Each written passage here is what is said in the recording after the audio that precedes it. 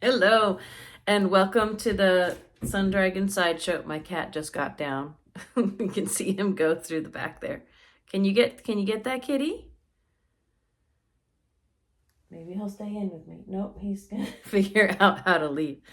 He was just on top of all my projects that I was going to show you. So, yeah, now he's gonna meow. Now he's gonna complain. I'm still gonna put that at the very end. Hi, welcome to the. I just said Sun Dragon Sideshow, didn't I? I'm gonna totally keep that in there because he distracted me. I'm so used to that on Thursdays when I film with Liz and Hannah on our other show, the Sun Dragon Sideshow. But hi, this is Sun Dragon Tips and Tricks. And I'm Rebecca. I'm the owner of Sun Dragon Art Fiber in Brevard, North Carolina. And this is what I'm trying to keep updated as my weekly Rebecca at home. And I realized I was so distracted by things. I haven't finished setting up my cameras. The cat was sitting on my stuff. So, you know, it's one of those authentic morning getting going, although it's not actually morning anymore. I managed to sleep until 8, had a bunch of things going on, and now it's 12:30. So, part of what's going on is for Finish Your Frog at February, which we're doing. I've been doing Instagram posts on the weekends to kind of keep that going. So, I will circle back to Finish Your Frog at February in a minute. I'm trying to figure out what order I want to go through things in today. And, you know, maybe I will do Finish or Frog It because there's lots more of it. And then I'll get to the make along. But I want to begin and end by saying the Staffin make along is also going on. And like every 2 months, we're going to start a new sweater at the shop, and people can participate from anywhere if they want to make the sweater or one of the variations that's available for the sweater. And we have options for help in classes and community gatherings at the shop in Brevard, North Carolina. But you can still do this if you are not local. We have a general sit and stitch on Tuesday nights from 7 to 8 p.m. That's just hangout. That's not help time or anything. But that's on Zoom, and you can get in with the shop phone number, which is 828-877-3550. For people who watch my other podcast, it's weird to hear me say it because usually Liz says it. But I think this is okay, yeah. This is not on barber cords yet, but I wanted to show you how I'm doing on this make along for January and February and March. Oh my gosh. Still getting my feet under me. February and March. I am maybe 8 inches past leaf separation. I can measure it right now. It's still on the needles. I'm going to wait until the end of this filming to try it on. It's a little chilly. It's starting to get cold again.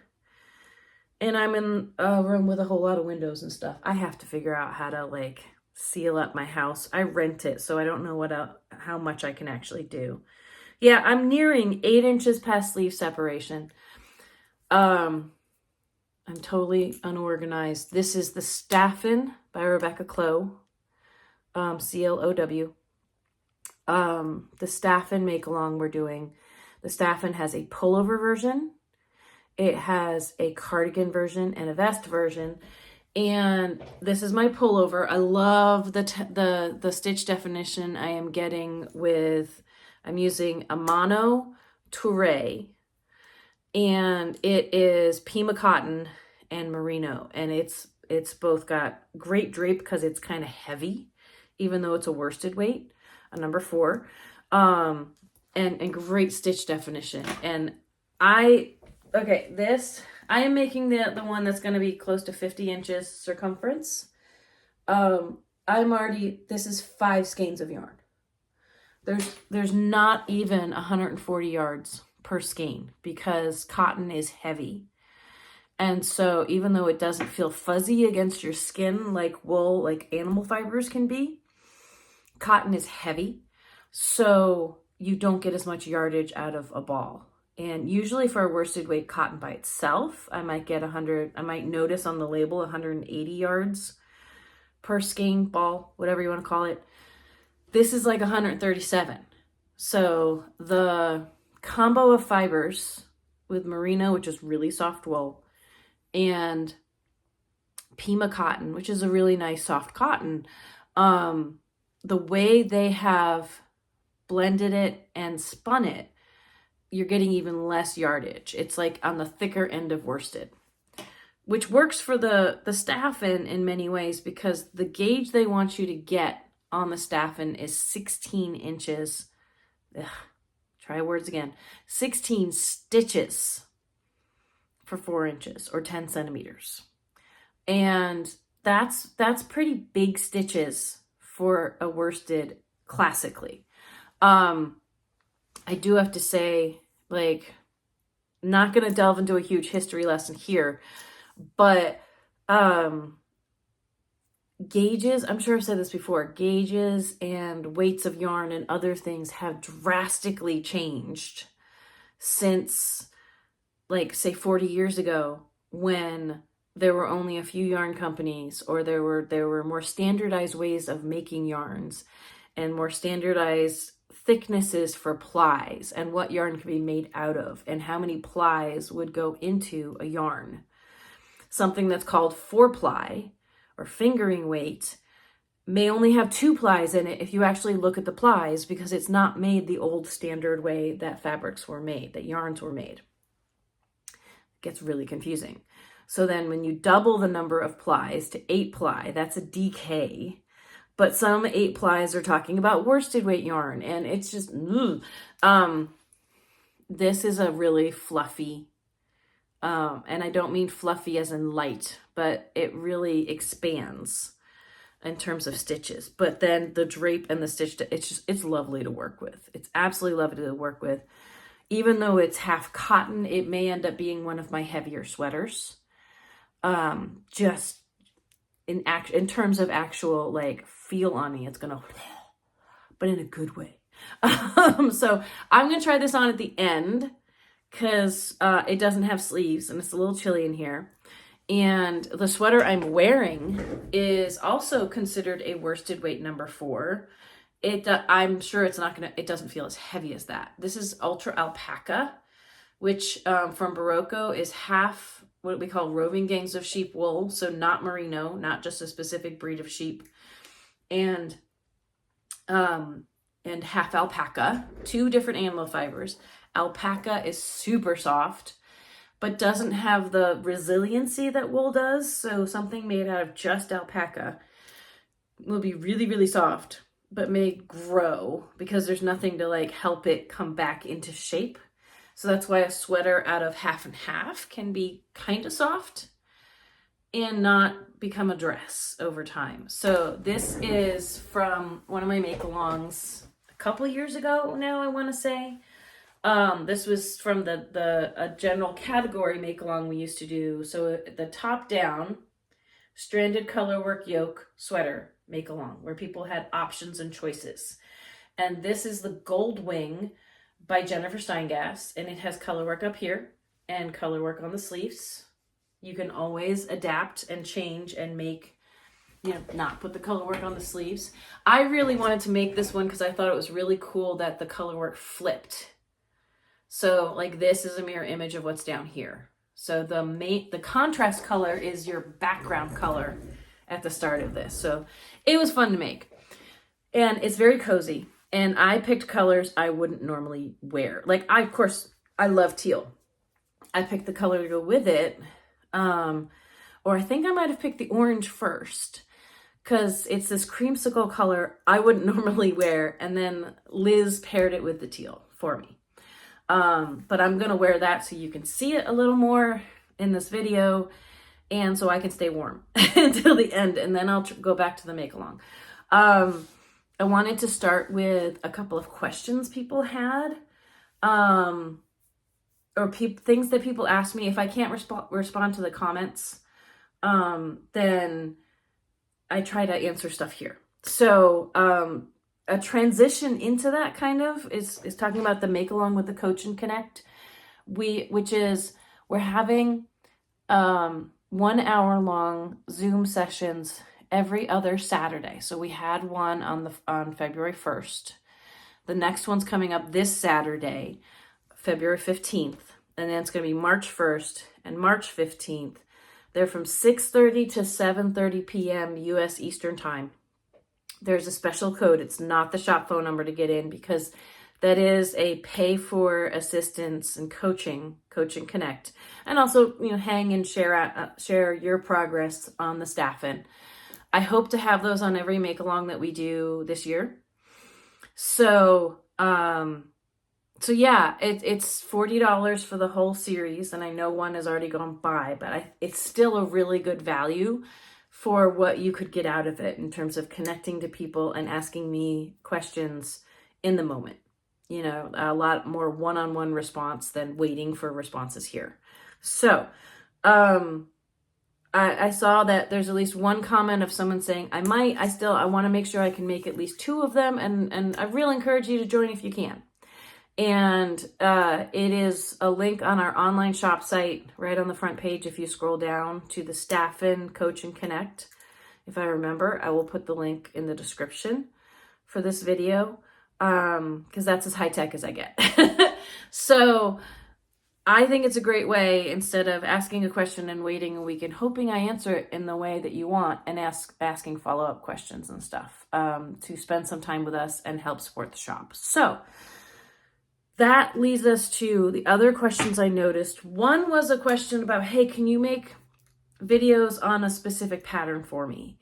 And you may be asking about a pattern other people would like videos on as well, without the pattern writer's permission, or that it's involved in something specific that we're doing, which, depending on where the pattern's from and how much I feel like I am giving away parts of the pattern, I would also at this point inquire permission from the pattern writer. It's really hard for me to do videos that just kind of walk you through a pattern. And I know that's become a really big trend on YouTube, but I'm not going to do that. If I was writing patterns, I would do that for my own patterns. If I felt like that was the way for me to give away, assist people through the making of something. People put a lot of work into their patterns. And even if they're not using language that makes sense for everybody, because that's almost impossible, it's not my place to put out a video that walks people through a pattern I did not create. I know that might sound counterintuitive or hypocritical with my videos on the Papillon and the Ranunculus, but the Papillon I had permission, and I make sure not to show too much of the pattern, but I know the pattern writer there. And the Ranunculus, I didn't get permission, but I tried very hard. Like, that lent itself to me saying, okay, here's how you do this technique, without giving away too much of what the pattern writer had done in terms of size and stitch count and other things. And English may or may not have been a primary language of the pattern writer. So, and they haven't complained yet at me, but if they did, I would take them down instantly. The pattern someone was asking about was a blanket. And so that doesn't have different sizes that I can kind of protect the pattern writer and their, and the work they put in by saying, well, now do what the pattern writer told you according to your size. If I started to do techniques on that, and then someone could probably just extrapolate and do it on their own without credit and profit going where it's due. Believe it or not, the patterns that people might balk at the price of them, like the Staffin is an expensive pattern, but it's got 3 different options, and it's got you can tell a lot of testing went into it, because she's got really specific instructions for different sizes. Instead of just extrapolating and saying, okay, for the medium, there's a few extra stitches, and a large, a few extra, and a few extra. She's taking into consideration that between sizes, you're going to shape it differently instead of just going further. So when someone puts in that work and has it graded and tested and all these other things, it's not my place to suddenly give people access to the pattern without having paid for it, which is sometimes what can happen if I make videos that are too specific and lay out too many of the details. Yes, it's helpful to have steps be walked through, but even with the success of my ranunculus videos, I find that, I mean, that was like this awesome weird fluke that everything worked out for the best. Whereas if not as much care was taken, or there are other patterns where I feel like it's really hard to show stuff without just giving away the pattern or giving away a technique that people say, oh, well, I don't, even if someone put all this hard work in to develop this idea, I'm just going to steal it and put it in my pattern. If they're carolizing and borrowing it from a pattern they've paid for and worked with and then putting it in their own garment, I feel like that's different. So that's my really long answer to that one. What I also said to that person in a comment was, if there's a technique, I want to say that blanket might have, I just read the description on Ravelry, might have used some short rows or how to understand wraps and turns.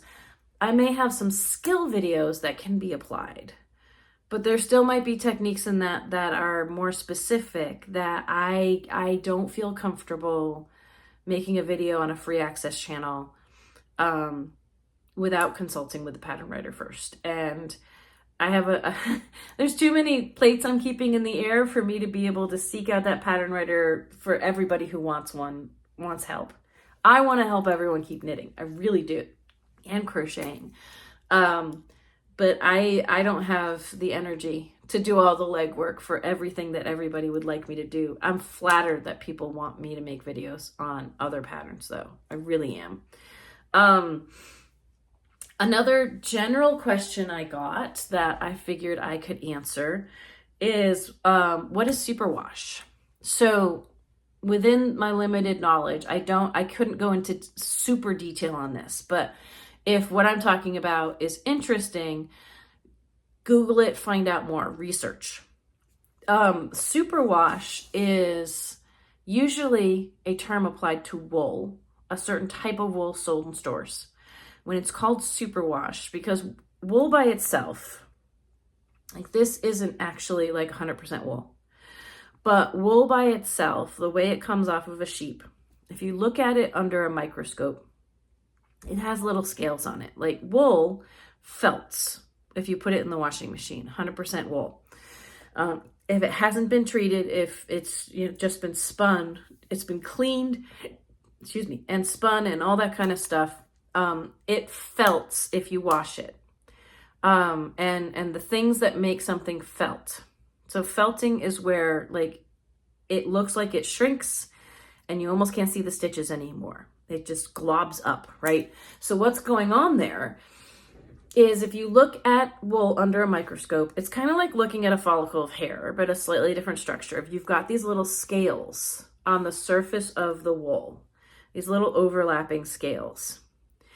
And felting happens with that kind of like with animal fibers, especially with wool.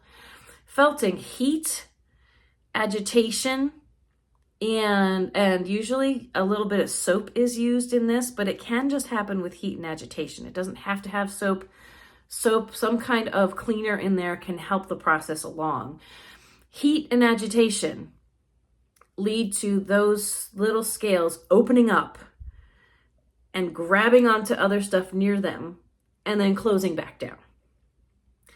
And so that's why usually when you hand knit a garment and it's 100% wool, they're like, don't, or even if you haven't, some wool sweaters that you can get other places that you haven't made yourself, it'll be like, don't put this in the washing machine, or you accidentally put it in the washing machine and it shrinks.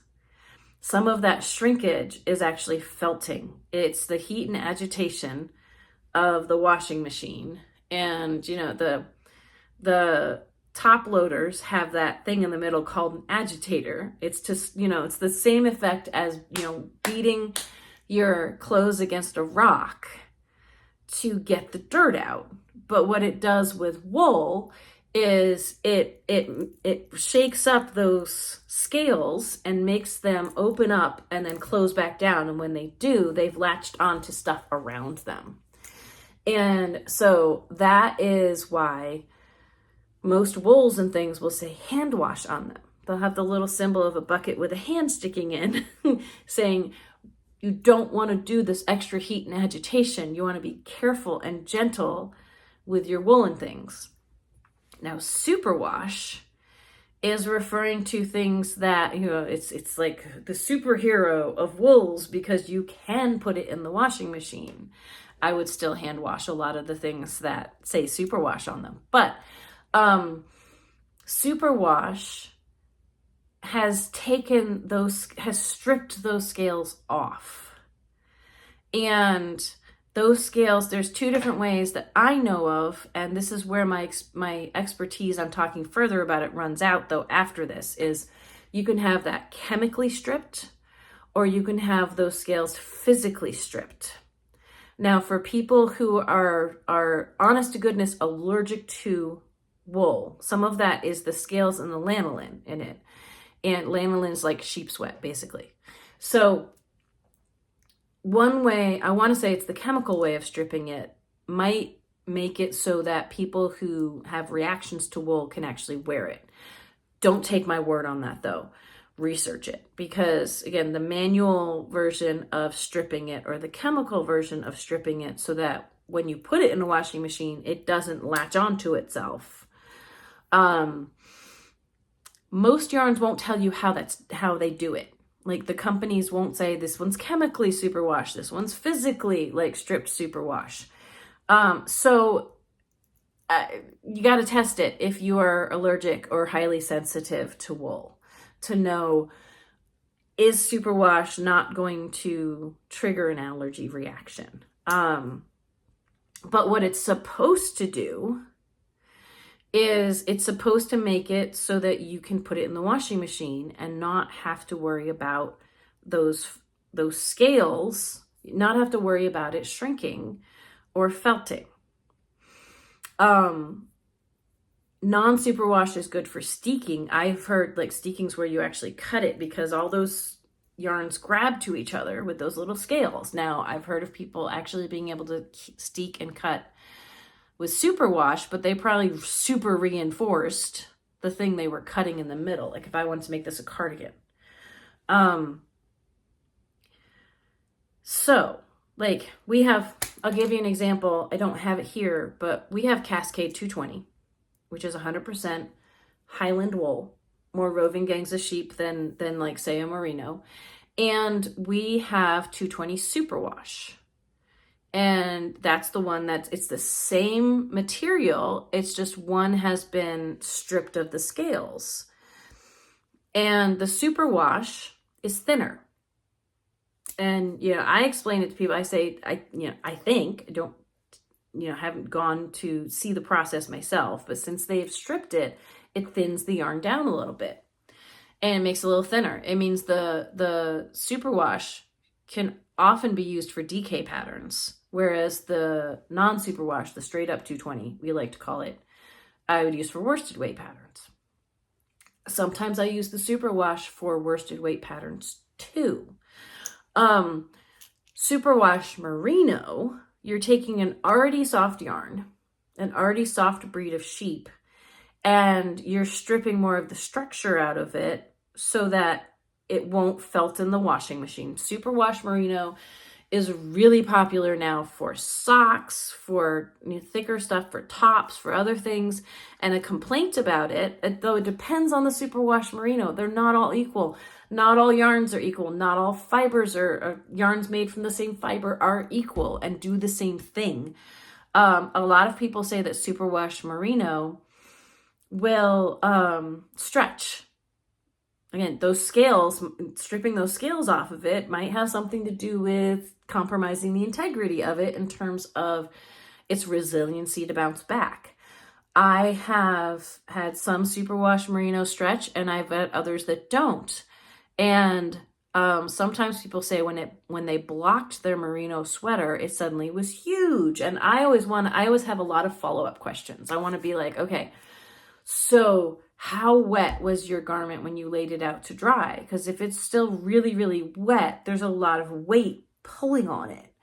And you know, I put my stuff in the washing machine on spin cycle only and get as much water, like once it's soaked and saturated, I get as much water back out of that. Because it's not that it's soaking wet that helps it block. It's that it's got water in the fibers, and it just damp is still enough to lay it out and not have it pull on itself because it's so wet and heavy.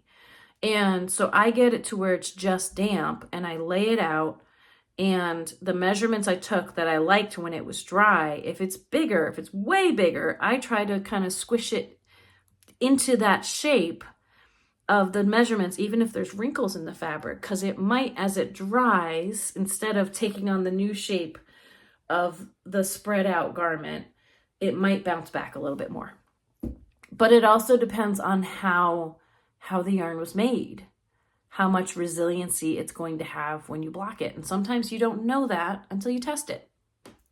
I wish there was a magic cure for that. But other topics I could get to another time. I just hit my camera stand a little bit. I wanted to update you all on Finish It or Frog It February. And so I'm going to tilt this down just a little bit if I can. I didn't bring any of this home and went back to the shop to get some of it yesterday. Words. So I can show you all.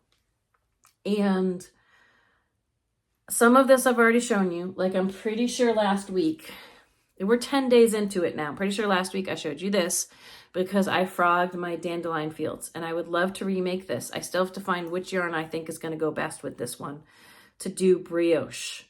But this might be my primary color this time instead of the background color. I might just keep a nice neutral as a background color with this and let this just shine in the main rivulets of Dandelion Fields by Leslie Ann Robinson. I have frogged 2 more things since I know it wakes some people out. I'm not going to frog on this Monday show, but I've frogged 2 more things since last Monday. I was making a bucket hat out of this yarn, Zoe, by Juniper Moon Farms. And the first time I tried it, it wasn't coming out the right size. My gauge was off, and I thought my gauge was on, but my gauge was off. This was a crochet piece. It was a flower pot bucket hat, actually, I think it was. And I had started to, from the other end of the ball, to remake it with a smaller hook, and it was kind of working, but people told me from the beginning, this color was not necessarily going to be a good hat for me, for my skin tone. But it was a sample skein of this that we had that I thought was pretty, and I couldn't find a single skein project. This would be a beautiful hat color for someone with a darker complexion than me. But I think I stalled out on it because I wasn't looking forward to wearing it. So I want to retry that hat, but in a different color or a different yarn. Probably a different yarn too. My second assistant, Hannah, tells me I would look cute in a bucket hat, according to her. And she is more of a fashionista than I am. So we'll see. But that got pulled out. And then just yesterday, I pulled out the fab cardigan that I was making with Ultra Alpaca Chunky from Barocco. I've already started a different version of this with color changing Juniper Moon Fairy Floss, and I'm really excited about that. As I was ripping this out, I was like, oh, this is so soft and pretty. But brioche isn't the best example of how a yarn knits up. If I want someone to know how this yarn knits up, brioche gives a different feel than just something straight knit with this. So maybe I'll make a hat or a scarf or something with these instead, because it's like a really extra thick ribbing brioche is, which again, it's hard to tell to use it as a sample for the shop of, like, I like to have things in the shop so people can feel how stuff knits up. And like even this, the color work section is not a good example of how a yarn knits up because there's still overlap happening. Like this spot is really good for how a yarn knits up for my shop. So, I was just looking down because I forgot if there's color work at the bottom of this. Some of her patterns do have it and this one doesn't. So people could just feel the bottom of this sweater. Okay, so those are the frogs. I have 3 frogs so far. And then we have the finishes. I don't think I'd finished anything when I filmed last Monday. I might have been close. But I did finish my Just Try It cowl. I got about 8 inches before I ran out during the bind off. I played yarn chicken and failed, but I didn't want to go back and pull out a row because this is a little sticky. So this, it looks like mohair, but this is the Cash Silk Light is the black. Sorry, got a squirrel outside distracting me. The black, which is not sparkly. This is very deceptive, right? It's so fun and sparkly. This is wool and cashmere and silk. No mohair in it. It's a little fluffier than mohair. This is how much one skein got me. Being held with the Arme. Both yarns are from Land du Nord. And the Arme, I might even keep these guys hanging off the end because the Arme is just sparkly. And we have some multicolor. This is multicolor with black, like in this itself. We have some other multicolors. We have gold and we have iridescent. But I was about 20 stitches from finishing the bind off and I didn't have enough black. And I decided to try finishing the bind off with just the sparkly. So you can see, I think you can see the difference here. Like here's where the black is still involved. And then this chunk is just the Arme doing the bind off. And so like if you compare it to, if I can get the tail out of the way, to where I started, there's one little blingy edge. But, you know, if I put this on and I haven't woven any of my ends in, I'm still calling these done. You know, you might have a spot where you, like if I had it in the front where you could see that, but you could just turn it to the back. So the Just Try It cowl by Susan Ashcroft. Simple, easy. You can make it as tall as you want. I went until I ran out of yarn. You can fold it in half to give it a more elegant look, or you can just let it be like one fun thing with cowls is just to let it kind of do its own thing. But really simple, repetitive pattern to it. It's like an extended ribbing. So that was my first finish because it was not completely monotonous, but it was also simple enough I could do it while talking to people. But that's these early finishes. That's why I didn't finish them originally, is I got a little bored and moved on to other things. So Just Try It cowl. That is, excuse me, one finish.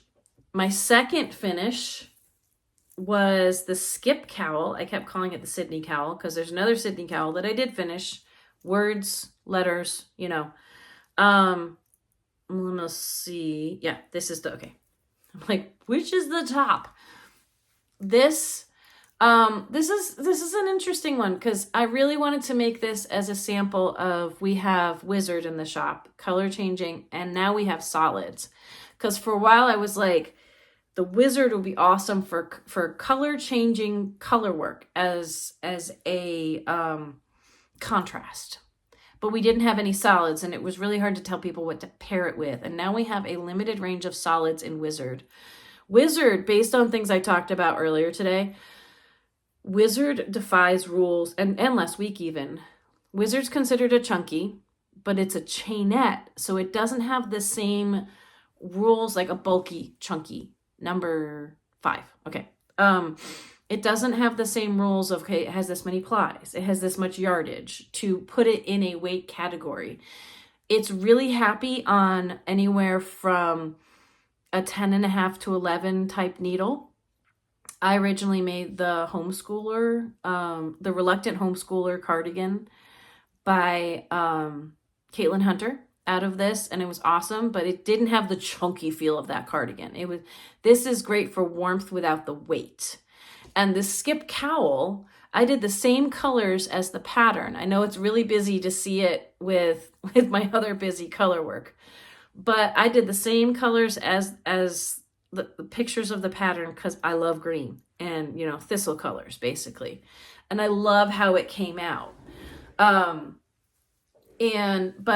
the downside to having finished this is a great example of what the wizard is capable of for the shop, but feeling it, it's such a soft, yummy yarn.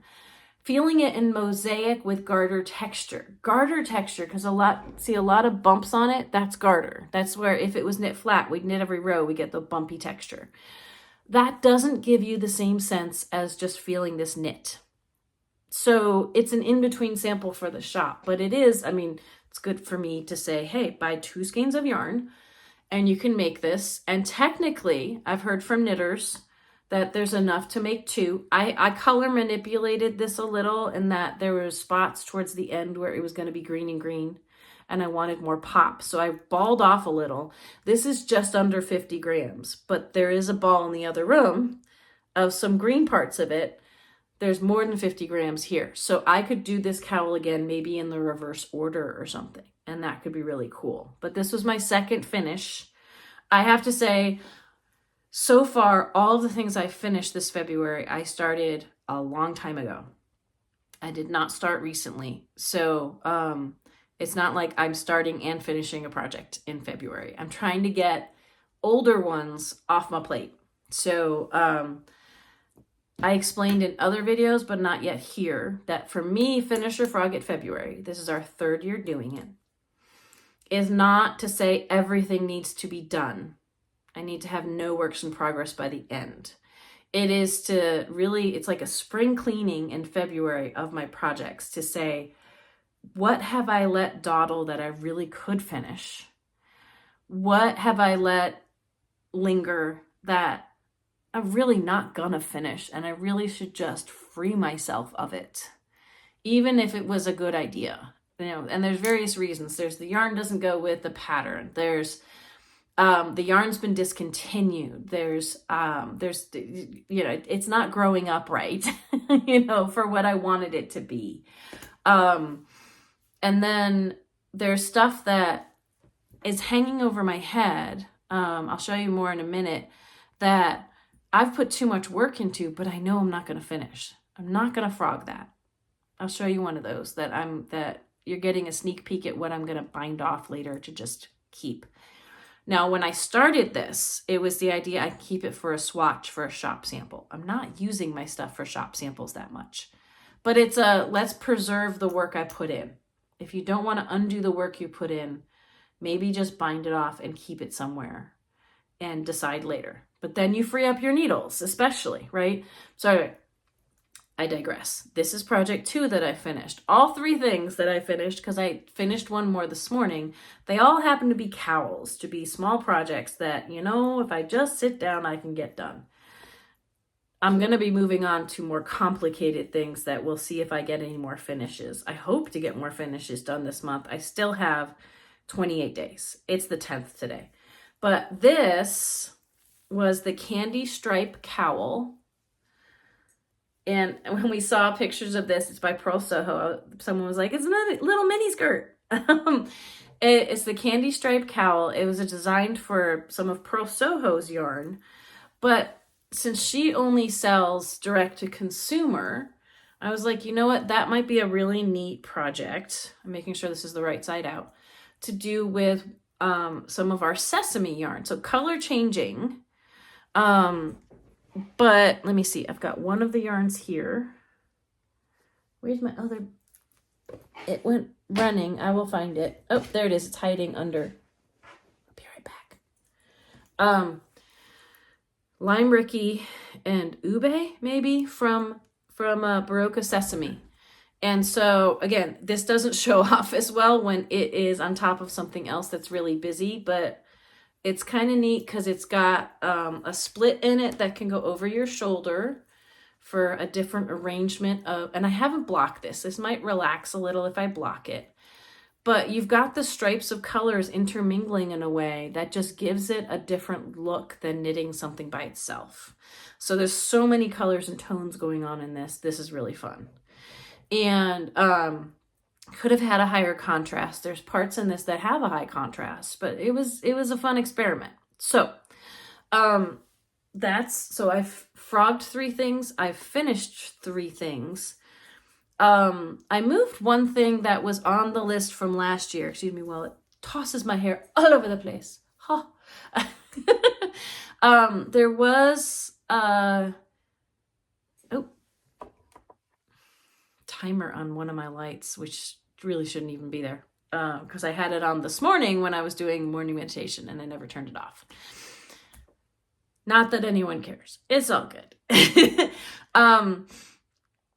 I forget what I was saying, but that's okay. So 3 frogs, 3 finished. And I hate it when that happens. Don't you hate it when that happens? You know. I think this, I'm not even going to edit this. You're all just going to get to see me be like my authentic self, which means like all the videos you see on my channel that I'm helping you all out, I try to cut that for time and edit it infinitesimally to take out the ums and the uhs and the pauses and the other things. But this is just me being real. So this is what you get. The next thing, let me go through a few of the things that I'm hoping are going to be on the chopping block or on this or that. You know, actually, I'm not going to show you the next things I'm going to frog. They're over there and I haven't, you know, I'm still making my final decisions on frogging. How about the next thing I'm going to finish? So when I started this month, I had at least 40 projects in progress on needles or the hook. Like Liz doesn't count her crochet projects because she's like, you can take the hook out and use it on something else. So it's not really a work in progress, but to me, it's an unfinished project still, right? So the next thing I think I have a hope of finishing is my Twofer tank by Heidi Kirramar that I'm knitting with. It was supposed to be my sample when the Noro Currion came in. Not Currion. Oh, geez. It's another K one. I'm confusing my words a lot lately with the first letter, rest of the word.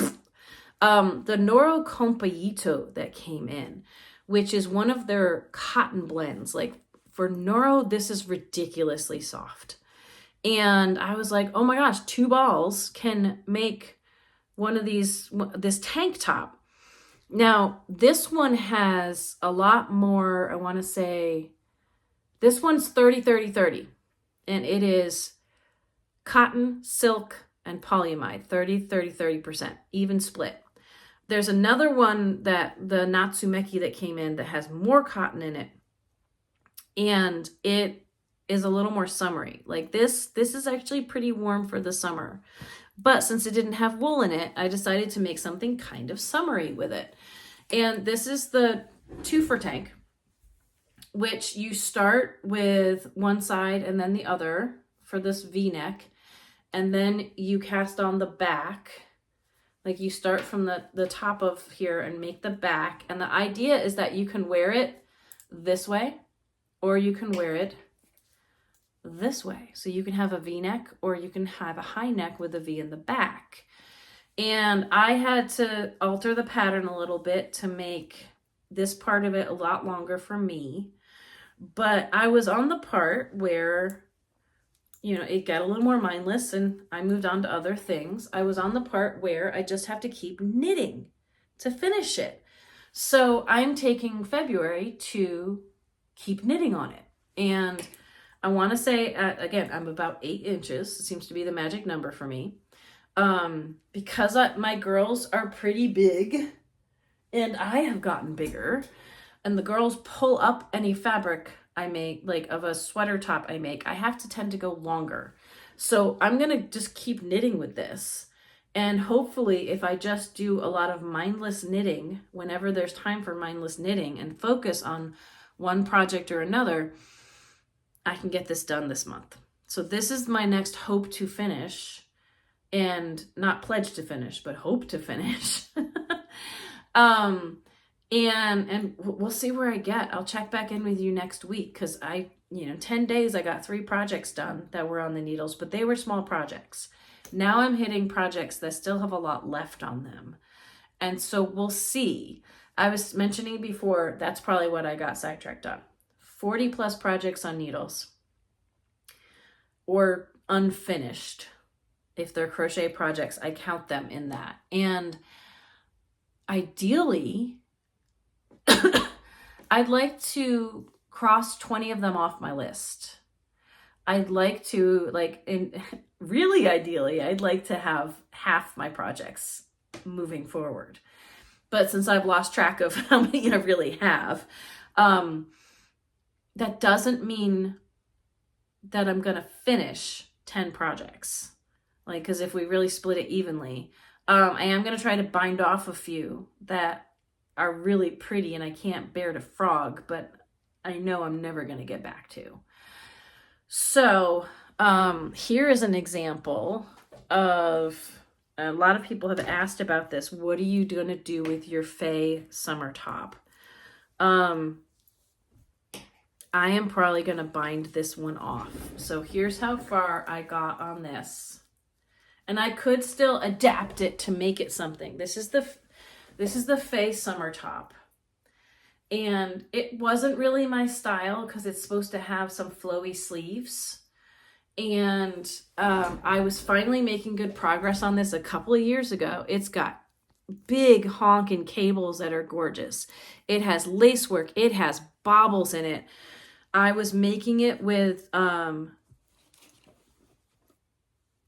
Jody Long Summer Delight, which is cotton with a little bit of cashmere. It's absolutely wonderful, and it's totally not being made anymore. So for various reasons, I could finish this, but it's not going to be a shop sample because this yarn is gone in the shop. And it's not really a style I'm going to wear a lot. And I don't know if a lot of other people are going to make this. I would love for them to make this, but I think I'm going to bind it off where it is. Someone said it could be a crop top. And if that was the case, it's got a collar that would pull this in more, but I am not going to wear a crop top. Let's be honest. I got a tummy. I got a big tummy. I'm in my 40s. I could wear it with a button-down shirt underneath it or something. But I have put too much work into this to frog it. I'm not going to frog this. But I bet you're going to be seeing me this week, if you follow me on social media, binding this off. I will keep it as a memento of the skills I learned, of the feel of this. If we still carried this yarn in the shop, I either would finish it or I would bind it off to keep it as a sample of how the yarn knits up. I already have a sample in the shop for this. And I have enough yarn left to finish this. But at this point, I'm going to free up the needles because it's been sitting for quite some time, apart from maybe last February, I knit a row on it, right? It's not my favorite thing. It's beautiful. It's gorgeous. The pattern is gorgeous. It was a nice challenge. But the fact that I have not finished it yet speaks volumes to how I feel about maybe wearing it or something. So again, Pattern Writer did a great job. It's really pretty. I would say if you like this look, make it. It's gorgeous. It isn't the color I would have picked either, but it's the color we had available. When they came out with a peach color, which was a lot like the cover photo, I was like, oh, I wish I could have made it in that. But I was too far in it, and it's gorgeous. It's absolutely gorgeous. I'm not going to wear it, and I know I'm not going to finish it. So I am going to cleanse the palette and bind this off later this week. Switching gears again to something that people have asked about that I am going to finish, but there are some hiccups in it, but I'm still going to finish it, is my pressed flowers cardigan. Now this is a make along. We did the Pressed Flowers series on, might have been the same year we were doing this one, earlier in the year. And I made the shawl, like this is the back. I've made progress in the back. I'm going to fold this over so I can hold it up like in a cardigan shape. I made the Pressed Flowers shawl with a dark contrast and color changing, and I love it. And I made the cowl, and I like that. That's a good starter to just learn how to do this technique of mosaic knitting. And I stalled out for the longest time on the cardigan. So here's the front of my cardigan. I finished the 2 front panels. It was knit as a big flat piece. This is the inside, isn't that pretty? It was knit as a big flat piece up to the armholes. It's a bottom up. And then it has you, I did things out of order so I could manipulate my colors. And I found some spots in my skeins of Feederbrook I was using that could kind of make the tops, the fronts match. But that's, when you're using a color changing yarn, a slow color fade like this, that may not happen. So the back does not match what's happening in the front. You can tell these guys don't match, but there'll be sleeves in the way. I worked on it for a bunch yesterday, and I'm on the last set of flowers before I'm going to do the shoulder shaping finally for the back. Now, one of these things with letting everything like languish and then picking it back up again is trying to figure out what size you're making, which I have issues with all the time. And again, this is from like 1.5 years, almost 2 years ago now. And when I counted these back stitches to figure out which size I was making, because I am not as adept at keeping track. And, you know, I tell everyone else, someone came in and asked this, I tell everyone else, mark your pattern, circle stuff, do what I say and not what I do, because I live dangerously and don't. And then I have to figure out what size I was making. Now I've put on a lot of weight since I had COVID a little over a year ago, and I'm working on it. I know I'm not going to suddenly miraculously lose like 60 pounds, but I'm working on losing a little, or just feeling better about myself and dealing with stress. And, but I'm not going to try to make the size I want to fit. So I've started, when I pick out new patterns, I'm making them for the size I am now. And some of the things, like I picked this out a while ago and it does still fit me, which is lovely. When I counted this one, the stitches across the back, I am making, I picked out the 47-inch size to make, which is going to be snug on me. My bust is 47 inches at its biggest point right now. So it's a cardigan. I don't intend to fully close it, so I think I can still make this. I'm not going to give up on this, but I am acknowledging that it may be a little tight. I may have to aggressively block it when I'm done if I want it to fit. I could just say, let's make it that size and hope I fit it one day. And, you know, everyone's got to come to their own place on that. But this is definitely going on the pledge to finish. I knit a couple more flowers on the back last night. So this is, you know, after my Twofer tank, even though this one's more complicated, I've got a bunch of sweaters that are about at this point where they're past sleeve separation. So this is going backwards, but it's the other version of that is I have a lot of sweaters that you just have the torso and the sleeves left to do. And it's kind of mindless knitting. So I stalled out and started something else. So this one, because everyone loves it and it would be great to have it done, might become my focus after the Twofer tank. So that's all the projects I have in front of me right now. I've brought a ton of projects into the shop so that they can be on display for Finish or Frog It February. And next weekend is our Sunday dual platform virtual sit and stitch. The 16th is from 2 to 4, I'm trying to remember, US Eastern time. I'll be on Facebook Live and we'll have a Zoom chat going with the shop phone number again. And I usually bring home all my projects for that. So everything from the shop may be coming home next week, which gives me a great opportunity next Monday to talk more about what's going on and what I frogged and what I haven't, and yeah, that kind of thing. But that's all the stuff I have in front of me today, and I've almost been going for an hour here. What I do want to do before I leave with y'all, and then I can take a photo of it too for my newsletter, is I would like to show you how the Staffin's going and the lovely drape that it's got and how much 5 skeins of yarn got me. It's almost like every time I sit down to work on it, the texture is both keeping me going and stalling me out sometimes. But every time I sit down with it, I'm trying to finish another ball of yarn. There's a really good chance, because of the short yardage on these skeins, that it's going to take me 11 skeins of yarn, which we usually get things in like 5s or 10s of skeins. So 11's one of those wonky numbers, but it is probably going to take me 11 skeins to finish. We're just going to see. What am I doing? Oh, I'm pulling on the wrong side. No, I'm not pulling on the wrong side. But you can see the progress. So I still have body part to go, and then sleeves. And sleeves is like another half body type thing. Sleeves take longer than you might realize. And so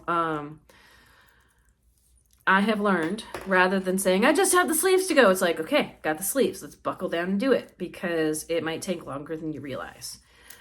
But it's about attitude sometimes. It's about having a more positive attitude about getting it done, if possible. And that's why if you really can't have a more positive attitude about finishing a project, that might be speaking volumes about if that project's going to get done. Now, when it's a present for someone else or something someone else has asked for, that gets complicated. Then sometimes you have to just suck it up and do it. Which is, life is short. So sometimes you say no to that, and sometimes if they're very knitworthy, you say yes to that. So, all right, I have tied my barber cord now that everything's on the barber cords. I'm trying to distribute this a little better along the barber cord. It might be a little stretched out, but that's better than too tight.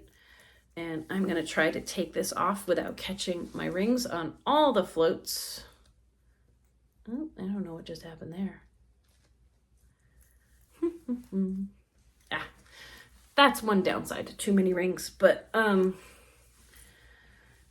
so ask questions here. If I would love for you all to join me on Coach and Connect and support the shop. But also put questions here or email me. I'll try to have my email in the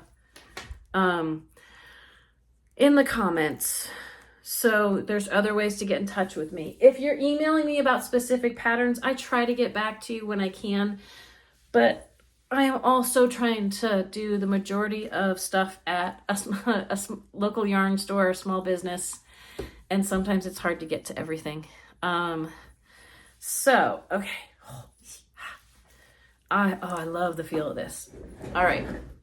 So sleeve separation with these raglan seams has already done like a short sleeve. This is a heavy enough material that I want it to be more than short sleeves. It's flaring right now. I'm going to pull that in. It's flaring because on the barber cords, it kind of wants to flare. But that's how far I've gotten with 5 skeins. I want this to come down to at least as long as my shirt is. So I still have more to go. I'm going to do it probably all the way down to here. I want this to be really comfy and cozy. But at this point, I'm trying to do things in the same order as the pattern has established it, like finish the back and then do the sleeves. At any point though, I could go do the sleeves and then come back to the body if I'm worried about running out of yarn. That's something I tell a lot of people is if you only have so much yarn, like whenever you hit the end of of a skein on your body, you may want to go do the collar. Like there's no collar on this yet. You may want to go do the sleeves and then use whatever's left, and then your torso is as long as your torso is. That's one way to think about like judicious use of yarn to make sure you don't run out.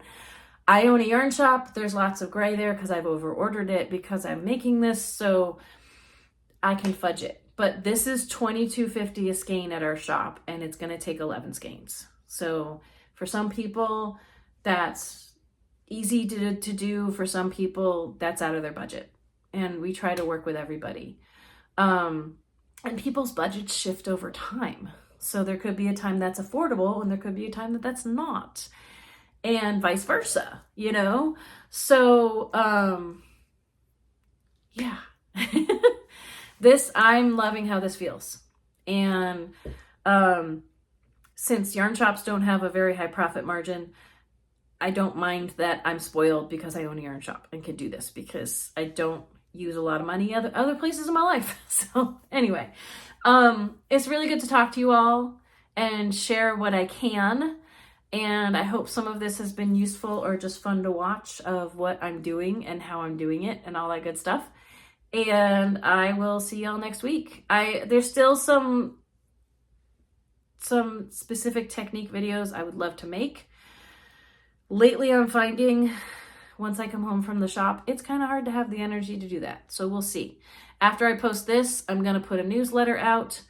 We're celebrating Black History Month, so I'm going to talk about some of my favorite designers or ones that I've discovered, because when we focus on different groups, then we get exposed to things we didn't know were out there, type of deal, and update people on everything that's going on with all the different things we have going between the make along, Finish Your Frog at February, all these other things. Once February's done, I can calm down and maybe just focus on this a little bit and start getting ready for the next make along, which isn't even here right now. That's the Granny Hexy cardigan. And I will focus more on that next month as we gear up for the April and May make along.